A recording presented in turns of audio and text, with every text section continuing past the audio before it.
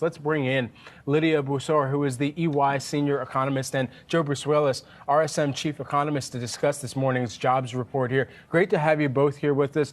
Joe, you've been with us over some of, and it must be the Brusuelas factor, because every time we get one of these hot prints, you just happen to be on commenting with us. So just take us into your thought process, take us into your instant reaction when you see a number that's this hot, almost double what the expectation was. Well, my first sense is that it likely overstates the true underlying pace of hiring. While hiring remains solid to absolutely strong, 336 looks a bit much to me. 3.8% on the unemployment rate appears right. So, look, there is a reason why we are seeing yields reset higher. It's not just the Fed's higher for longer, but I do think it's this sense that the economy is just not going to tip over unless the Fed makes a policy mistake.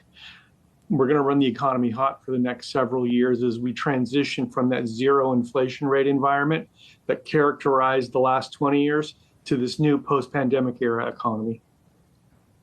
And Lydia, when you take a look at that headline number, clearly almost double what the street was expecting here. And then also we got upward revisions for the prior 2 months, July and August payrolls, 119,000 there to the upside in terms of what we had initially seen from those prints. What do you think that signals just about where we are in the economic cycle and what that means for the Fed here on out? Yeah, this is a pretty strong headline print. At the same time, I think it was encouraging to see wage growth fairly soft. In September, we've seen also a downtick in wage growth on a year-over-year basis.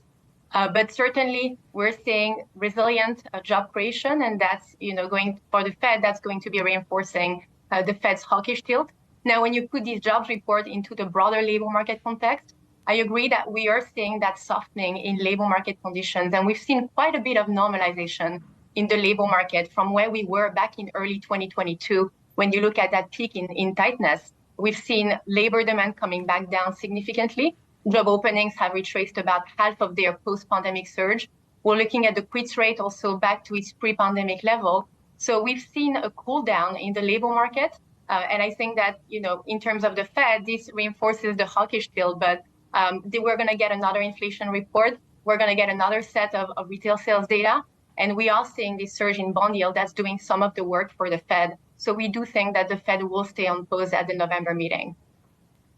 Joe, when I was rattling off some of where the job gains occurred, I almost felt like Jason Kelce and his 2018 Eagles mummers, entire outfit that he was wearing at the championship parade, saying it's the whole team. I mean, it's everybody. Look at this. Healthcare, government, leisure, hospitality, professional, scientific, technical services, social assistance. What does that spell out to you when you have some broad-based gains across sectors like this?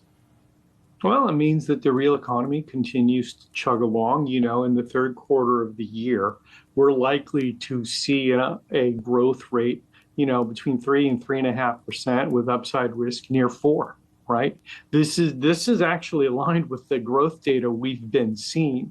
Now, one thing I do want to accent here is that if you take a look at the 3-month run rate on average hourly earnings, it's got a 2 handle on it. That's a very good thing. So we're getting this solid job growth, even as wage pressures are beginning to abate.